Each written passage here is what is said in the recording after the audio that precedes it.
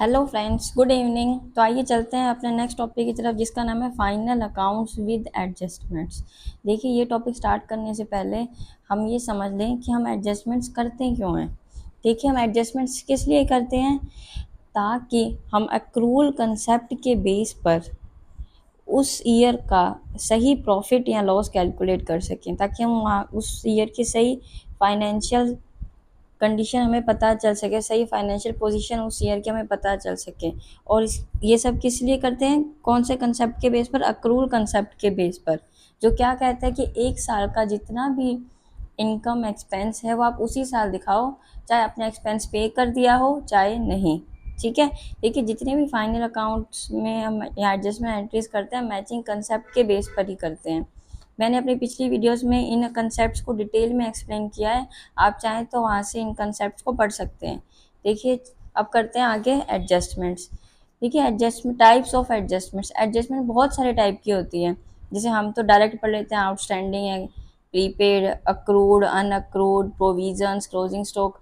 लेकिन इसको क्या है, ईजी करने के लिए हमने क्या किया, इसको 4 पार्ट्स में डिवाइड कर लिया है। Expenses based adjustments, income based adjustments, provision based adjustments और अदर एडजस्टमेंट्स। इससे क्या हमें ये करना इजी हो जाएगा और फिर हम इजीली इस कंसेप्ट को समझ सकते हैं। ठीक है। तो सबसे पहले हम देखो करेंगे एक्सपेंसेस बेस्ड एडजस्टमेंट्स। उसके अंदर हम सबसे पहले क्या क्या पढ़ेंगे, outstanding expense, prepaid, depreciation, interest on capital, sales and income tax, managerial remuneration और एबनॉर्मल लॉस ऑफ गुड्स। आज हम पहले फर्स्ट पार्ट में इन एडजस्टमेंट्स के बारे में पढ़ेंगे। ठीक है। देखिए, इनको डिवाइड करने का मेन मोटिव क्या है, इस अकॉर्डिंग सिर्फ इतना ही मोटिव है ताकि आप इस कंसेप्ट को इजीली समझ सकें, ताकि आपके लिए इजी हो जाए ये चीज़, ये टॉपिक समझना। ठीक है। तो चलिए स्टार्ट करते हैं। सबसे पहले एक्सपेंसेस बेस्ड एडजस्टमेंट्स हैं, जिसमें सबसे पहले कौन सी एडजस्टमेंट आती है, आउटस्टैंडिंग एक्सपेंस। क्या होता है आउटस्टैंडिंग एक्सपेंस, अदत्त खर्चे बोल देते हैं जिसको हिंदी में। देखिए, आउटस्टैंडिंग एक्सपेंसेस होते हैं वो खर्चे जो किस लिए किए, जो क्या होता है, जो जिसकी सर्विस तो हमें मिल चुकी है, यानी कोई भी ऐसी चीज़ जिसका बेनिफिट हमें मिल चुका है लेकिन हमने उसके लिए अभी तक पे ही नहीं किया है, उन खर्चों को हम आउटस्टैंडिंग खर्चे बोलते हैं। जैसे कि मान लो, अब हम एडजस्टमेंट एंट्रीज कब करते हैं, मार्च लास्ट में क्लोजिंग पे। तो मान लो हमने क्या किया, हमारे एम्प्लॉयज़ को जैन और फैब की सैलरी नहीं दी, तो जैन फैब की जो सैलरी हमने उसको नहीं दी है, वो क्या होगी, वो आउटस्टैंडिंग हो गई। क्यों? क्योंकि एम्प्लॉय ने हमको सर्विस प्रोवाइड कर दी है लेकिन हमने बदले में उनको उनकी सैलरी नहीं दी है, यानी अपना एक्सपेंस पे नहीं किया है। तो आउटस्टैंडिंग एक्सपेंस कौन से होते हैं, वो एक्सपेंसेस जिनका बेनिफिट हमको मिल चुका है, वो जब हमें किसी सर्विस का बेनिफिट हमें मिल चुका है, किसी गुड्स का, या लेकिन हमने उसके लिए अभी तक पे नहीं किया है, उन्हें हम बोलते हैं आउटस्टैंडिंग एक्सपेंसेस। ठीक है। देखिए, इसकी एंट्री कैसे होगी, जब भी हम कोई एक्सपेंस को पे करते हैं तो एक्सपेंस उसकी क्या एंट्री करते हैं। देखिए, एक सिंपल सा हमने फंडा पढ़ा था, एक मिनट, हमने एक सिंपल सा एक रूल पढ़ा था नॉमिनल अकाउंट का। क्या रूल था, debit all expenses and losses, credit all income and gains. Nominal account का एक रूल होता है, ये आपने पढ़ा होगा। ठीक है। बस वही हमें यहाँ फॉलो करना है। अगर हम एंट्री करें, देखिए 31 मार्च को हम क्या एंट्री करेंगे, डेबिट ऑल एक्सपेंसेस। तो एक्सपेंस, जो भी वो एक्सपेंस होगा, अगर सैलरीज है तो salaries, account D R to. अगर देखो हमने उस एक्सपेंस को पे किया होता तो हम क्या करते, टू कैश, क्योंकि हमने पे किया है, कैश चला गया तो टू कैश। लेकिन क्या हुआ, हमने कैश नहीं पे किया, यानी अभी वो खर्चा पे करना बाकी है, तो हम टू कैश तो कर नहीं सकते, तो हम टू की जगह क्या, टू के साथ क्या लिख देंगे, to outstanding expense, expense account. ठीक है। क्या लिख देंगे, expense due but not paid. ये हमारी नरेशन हो जाएगी। ठीक है। देखिए, इसको इस एग्जांपल से समझिए। मान लीजिए 31 मार्च को, ठीक है, हमने जैन से लेके मार्च तक की सैलरी हमारी एम्प्लॉयज़ की सैलरी नॉट पेड, ठीक है। और सैलरी बनती कितनी है, 10,000 पर मंथ। तो अब हम इसकी क्या एंट्री करेंगे, सैलरीज अकाउंट DR 2। देखिए सैलरीज को DR क्यों किया, क्योंकि एक्सपेंस अकाउंट DR, ठीक है। 2 आउटस्टैंडिंग सैलरी, सैलरी किस में चली गई, आउटस्टैंडिंग सैलरीज में। कितने से, 10,000 पर मंथ था, हमने जनवरी से मार्च तक की पे नहीं की, 3 महीने की, तो 30,000 हो गई 3 महीने की सैलरी, 10,000 इंटू 3 करके। तो क्या आ जाएगा, सैलरी ड्यू, ठीक है। अब देखिए, अब नेक्स्ट इसके अंदर क्वेश्चन अराइज होता है कि ये जो आउटस्टैंडिंग एक्सपेंस है इसे हम फाइनेंशियल स्टेटमेंट्स में कहाँ दिखाएंगे। देखिए ये क्या है आउटस्टैंडिंग एक्सपेंस, मेरा वो खर्चा जो खर्चा तो हो गया, लेकिन मैंने अभी तक वो खर्चा पे नहीं किया है। मैंने पे नहीं किया मतलब आज नहीं तो कल मुझे पे करना ही पड़ेगा। तो ये क्या हो गई मेरी लायबिलिटी। तो इसे कहाँ शो करेंगे, लायबिलिटी साइड में। कहाँ शो करेंगे, बैलेंस शीट में, लायबिलिटी साइड में। देखिए हम ये मान के चल रहे हैं कि ये एडजस्टमेंट हम कब कर रहे हैं, ट्रायल बैलेंस बनाने के बाद। और जब भी ट्रायल बैलेंस बनाने के बाद एडजस्टमेंट की जाती हैं तो वो एडजस्टमेंट दो, तो वो एक्सपेंस या वो आइटम दो जगह दिखाई जाती है, एक बैलेंस शीट में, दूसरा ट्रेडिंग या फिर P&L में।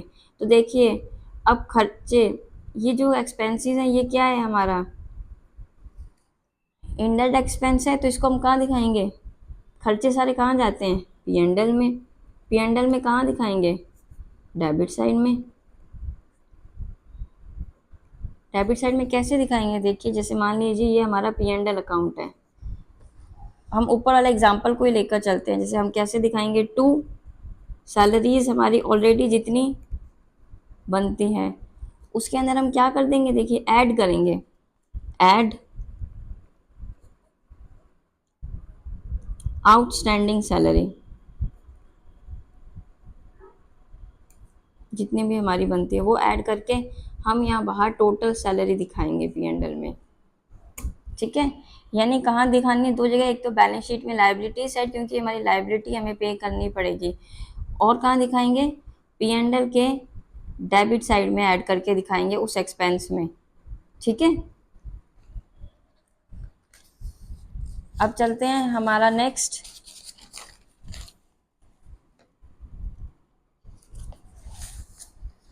जिसका क्या नाम है, प्रीपेड एक्सपेंस अकाउंट।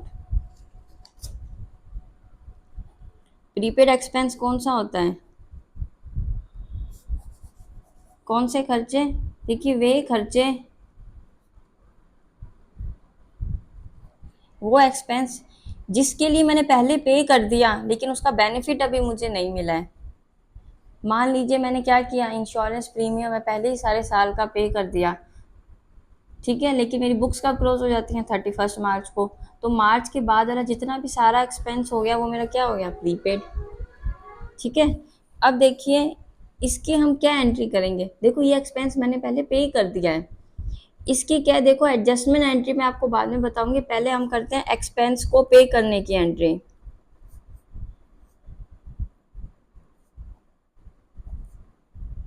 को पे करने की एंट्री, मान लीजिए, तो मैं एंट्री क्या करूँगी, डेबिट ऑल एक्सपेंसेस, वही जो नॉर्मल अकाउंट का, नॉमिनल अकाउंट का रूल था जो हमने लास्ट में अभी पिछले में पढ़ा, एक्सपेंसेस अकाउंट DR।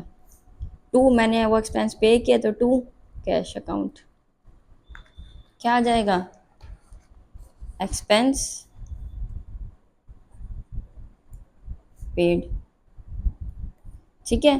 अब 31 मार्च को क्या होगी मेरी एडजस्टमेंट एंट्री, ये प्रीपेड एक्सपेंस वाले एडजस्टमेंट एंट्री तो अब करनी है हमें, ठीक है। एडजस्टमेंट एंट्री क्या होगी हमारी, देखो जब मैंने यहाँ पे एक्सपेंस पे किया तो क्या ये सारा का सारा मेरा एक्सपेंस इसी साल का था, नहीं, कुछ मेरा नेक्स्ट ईयर का भी था।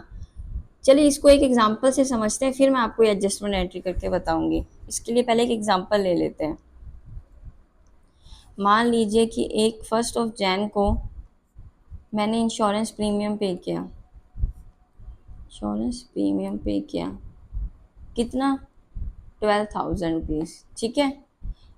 1 जनवरी को पे किया है ऑफ होल ईयर, यानी कि पूरे साल का इंश्योरेंस प्रीमियम मैंने पे कर दिया 12,000, ठीक है। तो अब अगर हम इसका सॉल्यूशन करें तो हम क्या देखेंगे, सबसे पहले कि 12,000 है कि प्रीपेड कितना है और इस साल का कितना है। देखो मेरी बुक्स कब क्लोज होती हैं, 31 मार्च को। इसका मतलब क्या हुआ, जैन, फेब और मार्च का जो प्रीमियम है वो तो इस साल का हुआ। अप्रैल से लेके दिसंबर तक का मेरा क्या हो गया, प्रीपेड, क्योंकि मैं आज ही काम कर रही हूँ। आज कब, 31 मार्च को। तो 31 मार्च के अकॉर्डिंग ये क्या हो गया, अप्रैल से दिसंबर तक का ये प्रीपेड हो गया कि मैंने तो पहले ही पे कर दिया, ठीक है। तो पहले हम देख लेते हैं कि प्रीपेड कितना है और एक्चुअल में कितना था। देखो मेरा टोटल कितना था, 12,000 प्रीमियम था पूरे साल का, तो 3 महीने का कितना हो जाएगा, 3,000। तो यानी जैन फेब का कितना है, 3,000, और मेरा प्रीपेड कितना हो जाएगा, 12,000 अपॉन 12 इंटू 9 करके 9,000, यानी कि प्रीपेड एक्सपेंस मेरा कितना है, 9,000। अब देखिए इसकी मैंने क्या एंट्री की होगी, अगर मैं पहले एंट्री करती हूँ 1 जनवरी को, तो मैंने क्या एंट्री की होगी, एक्सपेंस को पे करने की एंट्री। रूल क्या है, डेबिट ऑल एक्सपेंसेस। तो हम एंट्री क्या करेंगे, insurance premium account DR to cash account. तो देखिए 1 जनवरी को मैंने क्या किया था, सारा का सारा प्रीमियम पे कर दिया था, कितना, 12,000। तो मैं अपनी एंट्री क्या करूँगी, insurance premium account DR to cash account, कितने से, 12,000 से। अब देखिए 31 मार्च को, देखिए हम एडजस्टमेंट एंट्री कब करते हैं, मार्च में, ठीक है, जब हम बुक्स क्लोज करते हैं। तो देखिए मार्च मेरा इंश्योरेंस प्रीमियम 12,000 था सारे साल का, बुक्स 31 मार्च को क्लोज होती हैं। अब इसमें से 3,000 का बेनिफिट तो मुझे मिल चुका है, यानी इतनी की मेरे को सर्विस भी मिल चुकी है, क्योंकि मेरी जैन फेब मार्च 3 महीने हो चुके हैं। लेकिन अप्रैल से दिसंबर के अभी ये मंथ्स आने बाकी है, ये नेक्स्ट ईयर से रिलेटेड है। और तो नेक्स्ट ईयर का मेरा कितना प्रीमियम है प्रीपेड, 9,000, ठीक है। तो अब इसकी कैसे एंट्री होगी, देखिए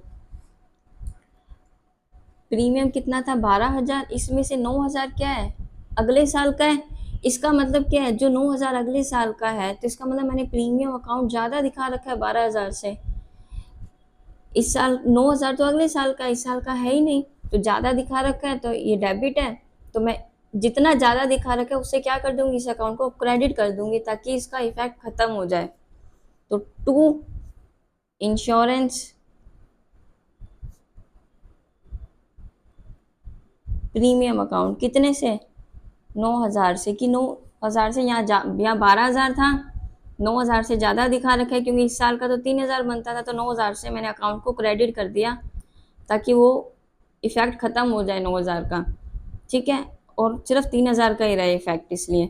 तो अब ये 9,000 क्या है, मेरा प्रीपेड है, कि मैंने पहले पे कर दिया, तो यानी इस प्रीमियम अकाउंट को किस में ट्रांसफ़र कर दूंगी, प्रीपेड में। तो prepaid insurance premium account DR, कितने से, 9,000 से। यानी मैंने क्या किया, 9,000 से यहाँ एक्सपेंस को, प्रीमियम को क्रेडिट कर दिया, और उस प्रीमियम को किस में ट्रांसफ़र कर दिया, प्रीपेड इंश्योरेंस प्रीमियम अकाउंट में। और यही हमारी क्या है, एडजस्टमेंट एंट्री है। इसका मतलब हमारी प्रीपेड एक्सपेंस से रिलेटेड एडजस्टमेंट एंट्री क्या होगी, देखो जो एक्सपेंस था उसको मैंने डेबिट किया था जब मैंने पे किया था, लेकिन मैंने, आप ये समझ लें कि मैंने ज़्यादा पे कर दिया, तो डेबिट किया था, तो अब इतना बनता ही नहीं है, तो इसलिए मैं इसको क्या कर दूंगी, क्रेडिट करके इफेक्ट को कर दूंगी ख़त्म। तो टू एक्सपेंस अकाउंट, और इस एक्सपेंस को किस में ट्रांसफ़र कर दूंगी, प्रीपेड एक्सपेंस अकाउंट में, क्योंकि ये एक्सपेंस मेरा क्या है, प्रीपेड है। तो प्रीपेड एक्सपेंस अकाउंट, तो एंट्री क्या हो जाएगी, prepaid expense account DR to expense account. देखो आपको एग्जाम में कभी भी कंफ्यूजन हो ना क्या एंट्री, तो आप पहले पहले वाली एंट्री करके देख लो, उसके बेस पे सेकंड एंट्री एडजस्टमेंट एंट्री कर लो, ठीक है। अब देखिए ये हमारी एडजस्टमेंट एंट्री हो गई। अब क्वेश्चन आता है, नेक्स्ट जो पार्ट आता है इसमें, कि प्रीपेड एक्सपेंस को हम बैलेंस शीट में या फाइनेंशियल स्टेटमेंट्स में कहाँ दिखाएंगे। देखिए हम ये मान के चल रहे हैं कि ये जो एडजस्टमेंट है हम ट्रायल बैलेंस बनाने की बात कर रहे हैं, ठीक है। तो इसको कहाँ दिखाएंगे, दो जगह दिखाएंगे। सबसे पहले तो हम इसको कहाँ दिखाएंगे, एक तो हम इसको दिखाएंगे बैलेंस शीट में एसेट साइड। एसेट साइड किस लिए, क्योंकि देखो ये मैंने पे तो कर दिया लेकिन इसका बेनिफिट अभी मिला नहीं, तो ऐसी कोई भी चीज़ जिसका बेनिफिट अभी मुझे मिलेगा वो एसेट साइड आता है। नहीं तो आप यूँ समझ लीजिए कि आउटस्टैंडिंग एक्सपेंस मेरी लाइबिलिटी थी, मुझे पे करना था तो वो लाइबिलिटी साइड आया था। प्रीपेड एक्सपेंस उसका अपोजिट होता है तो वो एसेट साइड आएगा, ठीक है। ये मैंने आपको नॉर्मल याद करने के पर्पज से बता दिया ताकि आपको एग्जाम टाइम में रिमाइंड रहे कि कहाँ शो करना है, ठीक है। और प्रीपेड एक्सपेंस कहाँ आएगा, देखो ये क्या है, मेरा एक्सपेंस है तो कहाँ आएगा, एक्सपेंस सारे कहाँ आते हैं, पी एंड एल में, पी एंड एल के डेबिट में। लेकिन डेबिट में क्या होगा, उस एक्सपेंस में से हम इसको सब्ट्रैक्ट करेंगे, क्यों, क्योंकि देखो मैंने आपको स्टार्टिंग में कहा था एडजस्टमेंट्स किस लिए करते हैं, ताकि हम उस ईयर का सही पी एंड एल कैलकुलेट कर सकें। तो यहाँ पे हम एक्सपेंस, तो प्रीपेड एक्सपेंस मतलब ये तो अगले साल का है, इस साल का है ही नहीं, तो मैंने ज़्यादा दिखा रखा है तो मैं क्या कर दूंगी, माइनस कर दूंगी, क्योंकि ये इस साल का है ही नहीं।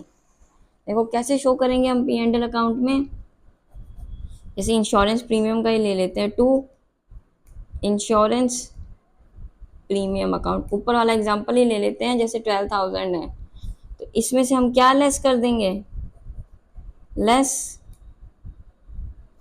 Prepaid insurance premium. कितना था प्रीपेड, 9,000, लेस करके कितना आ जाएगा बाहर, 3,000, ठीक है। सब्ट्रैक्ट क्यों किया, क्योंकि ये इस साल का है ही नहीं। चलिए होपफुली आपको समझ आ रहा होगा। आगे है थर्ड हमारा पॉइंट है डेप्रिसिएशन का। देखिए डेप्रिसिएशन हमेशा किस पे लगता है, फिक्स्ड एसेट्स पर, ठीक है। हम क्या एंट्री करेंगे, डी से डेप्रिसिएशन, डी से डेबिट, तो डेप्रिसिएशन अकाउंट डी, या डेप्रिसिएशन भी क्या है, हमारा एक एक्सपेंस ही तो है, तो debit all expenses. To, depreciation से क्या होता है, एसेट की वैल्यू कम हो रही है तो हम एसेट को क्या कर देंगे, क्रेडिट टू एसेट अकाउंट। अब हम डेप्रिसिएशन को कहाँ शो करेंगे,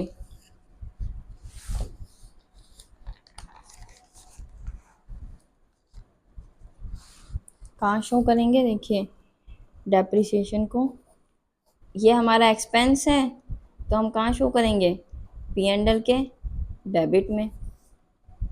और दूसरा हम कहाँ शो करेंगे, बैलेंस शीट में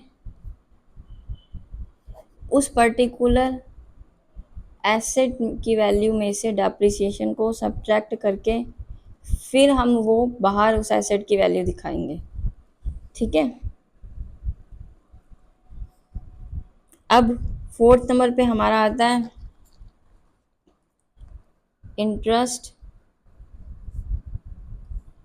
ऑन कैपिटल। देखिए इंटरेस्ट ऑन कैपिटल क्या होता है कि ओनर ने जो कैपिटल, जो पैसा लगाया है उस पे हम उसे इंटरेस्ट देते हैं, हम इंटरेस्ट दे रहे हैं तो हमारा क्या है, खर्चा, एक्सपेंस है। और रूल क्या है, देखो मैं आपको फर्स्ट एंट्री से ही बता रही हूँ, रूल क्या है, डेबिट ऑल एक्सपेंसेस, यानी जितने भी खर्चे हैं उनको क्या करना है, डेबिट। तो हम क्या, इंटरेस्ट भी, हम बिजनेस तो दे ही रहा है इंटरेस्ट, तो बिजनेस के लिए इंटरेस्ट ऑन कैपिटल क्या है, खर्चा है, तो एंट्री क्या होगी,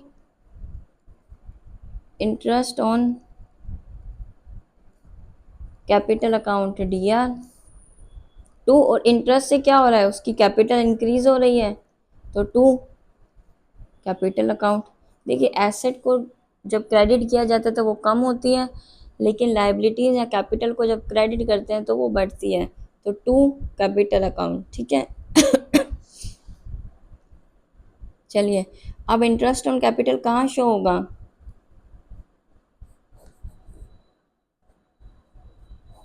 बैलेंस शीट में। देखिए हम यही मान के चल रहे हैं कि हम सारे एडजस्टमेंट ट्रायल बैलेंस बनाने के बाद कर रहे हैं। अब आपका क्वेश्चन ये भी होना चाहिए कि मैडम अगर उससे पहले एडजस्टमेंट करें तो फिर हम इनको कहाँ शो करेंगे? देखिए वो भी अब मैं आपको बता देती हूँ आगे। देखिए बैलेंस शीट में इस इंटरेस्ट ऑन कैपिटल को क्या करेंगे, कैपिटल में ऐड कर देंगे। और कहाँ शो होगा? पी एंड एल के डेबिट में। क्यों? क्योंकि हमारा ये क्या है, एक एक्सपेंस है। अब देखिए क्वेश्चन राइज होता है कि अगर एडजस्टमेंट ट्रायल बैलेंस बनाने से पहले हो, देखो अगर एडजस्टमेंट ट्रायल बैलेंस बनाने से पहले हो जाता है ना, तो हम क्या करते हैं, पी एंड एल या बैलेंस शीट में से किसी एक ही जगह उसको शो किया जाता है, उस आइटम को, ठीक है। लेकिन कहाँ शो होता है? तो देखिए इसका एक लॉजिक है सिंपल सा, कि हम जिस आइटम का एडजस्टमेंट कर रहे हैं ना, ये देखो कि वो आइटम कहाँ पर ऑलरेडी शो हो चुकी है। जैसे मान लो यहाँ पे हम इंटरेस्ट ऑन कैपिटल का कर रहे हैं, तो इंटरेस्ट ऑन कैपिटल किस पे अफेक्ट डालेगी, कैपिटल पे। तो कैपिटल ऑलरेडी कहाँ शो होती है, बैलेंस शीट में। तो इसका मतलब बैलेंस शीट में एडजस्टमेंट हो चुका होगा।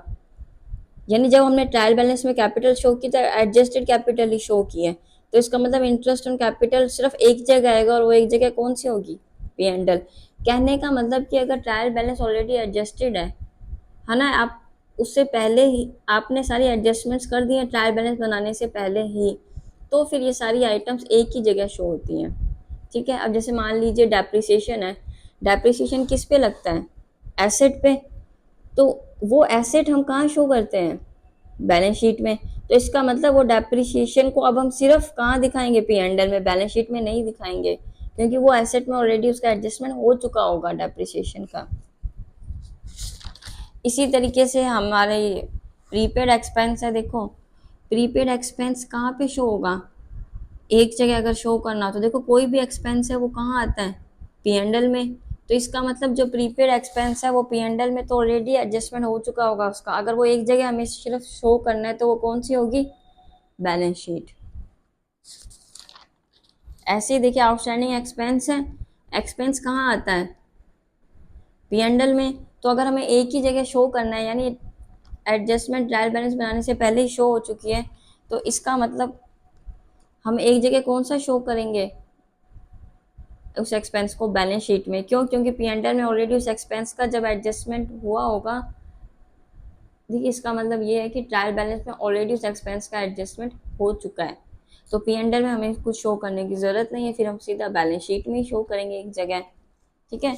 यानी आपको सिर्फ ये देखने की ज़रूरत है कि हम जिस चीज़ का एडजस्टमेंट कर रहे हैं वो चीज़ कहाँ आती है, जहाँ आती है वहाँ ना दिखा के दूसरी जगह सिर्फ उसका एडजस्ट, फिर हम सिर्फ उसको दूसरी जगह ही शो करेंगे। अगर कब ये करना है, अगर ट्रायल बैलेंस ऑलरेडी एडजस्टेड है, यानी ट्रायल बैलेंस बनाने से पहले एडजस्टमेंट हो रहा है। अगर एडजस्टमेंट ट्रायल बैलेंस बनाने के बाद हो रहा है तो फिर इसको बैलेंस, तो फिर इनको दो जगह शो किया जाता है। और ऑलमोस्ट एग्जाम में यही आता है कि हमें दो जगह शो करना होता है, ठीक है। अगला पॉइंट है managerial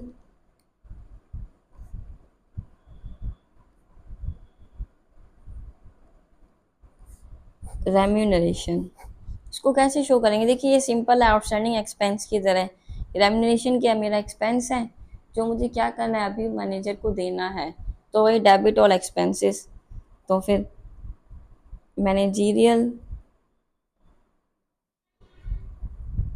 remuneration account D R to managerial remuneration payable account, जैसे हम करते थे एक्सपेंस टू आउटस्टैंडिंग एक्सपेंस, ठीक है। अब देखिए रेम्यूनरेशन दो तरीके से दिया जाता है। अगर तो वो कह दें कि रेम्यूनरेशन कैसे देना है मैनेजर को, बिफोर चार्जिंग कमीशन, तो फिर हम रेम्यूनरेशन कैसे कैलकुलेट करेंगे, प्रॉफिट इनटू रेट अपॉन 100, ठीक है। अगर वो कह दे रेम्यूनरेशन कब देना है, कैसे देना है, आफ्टर चार्जिंग कमीशन, बस मेन आपको बिफोर और आफ्टर का ध्यान रखना है।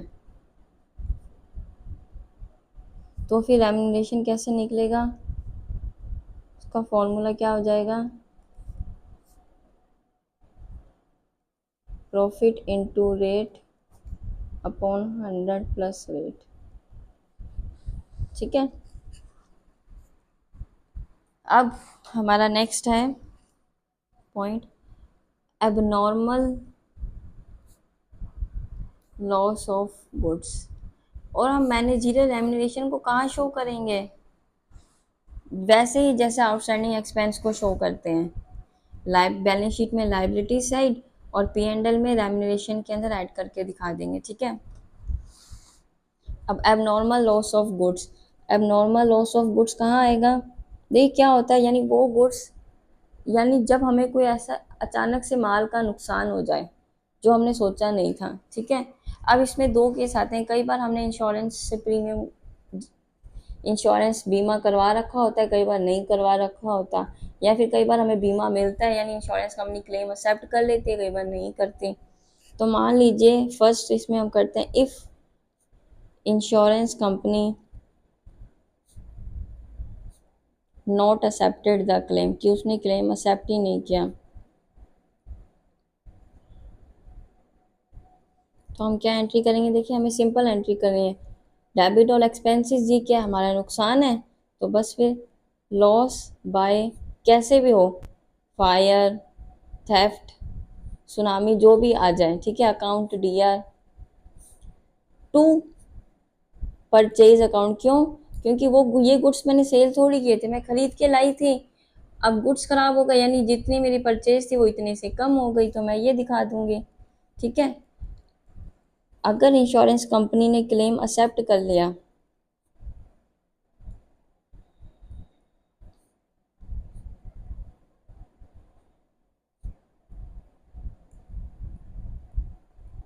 तो क्या एंट्री होगी? Debit all expenses, loss by fire, theft, charity, कुछ भी आ जाए, account DR, insurance company account DR to purchase account. देखिए अगर इंश्योरेंस कंपनी सारा का सारा क्लेम एक्सेप्ट कर लेती है, एक्सेप्ट द क्लेम पार्शली मान लेते हैं हम कि थोड़ा बहुत किया, अगर सारा ही क्लेम एक्सेप्ट कर लेती तो फिर हमें लॉस बाय फायर शो करने की ज़रूरत ही नहीं थी।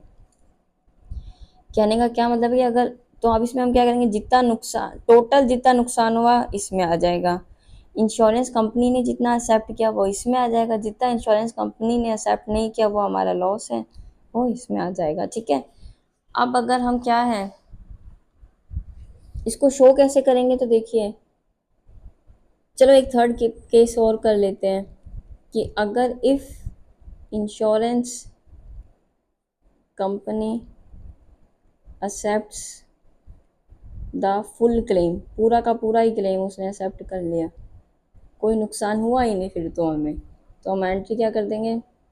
वैसे ऐसा कभी होता नहीं है क्योंकि हमारी वैल्यूएशन में और उनकी वैल्यूएशन में बहुत फ़र्क होता है। Insurance company account DR to purchase account. ठीक है, अब देखिए हम इसको कैसे शो करेंगे, ये क्या है, मेरा खर्चा है, देखो इससे क्या हो रहा है, मेरा परचेज क्या हो रहा है, क्रेडिट हो रहा है, तो यानी मैं क्या करूँगी, ट्रेडिंग में, ट्रेडिंग अकाउंट में